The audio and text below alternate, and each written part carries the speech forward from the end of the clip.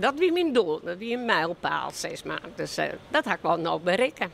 50 jaar jouwt Hieke Nauta als zwemles bij Zwembad de Koepen in Boetenpost. En dat wie haar doel. De zwemjuf zou eind 2 al met pensioen maaien. Maar hoe terug gaan onze haar 50-jarig jubileum vieren mocht. Maar wat wie de oranje 50 jaar zo leuk. Het begin, hè, als jong van kwam het werk. En al die zwemlessen die ik dienen had, al die baan. Dus ik denk, oh, ik heb al duizenden hand, zeg maar.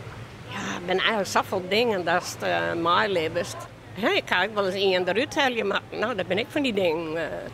Ja, dat doe je dan niet natuurlijk als zwemjuf zijnde. Hieke Nauta vierde haar jubileum, maar zocht nul uit naar de volgende.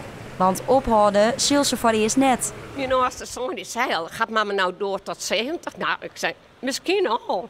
Ja, dat kan nog wel, maar ik ben nu 68, dus dat zou wel mooi wezen dan zondag. En ja, ik mag het maar zien. Ik vind het juist te mooi.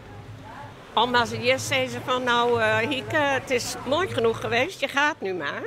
Maar dat zeiden ze nog net, dus ik denk dat het, dat het wel goed komt zo.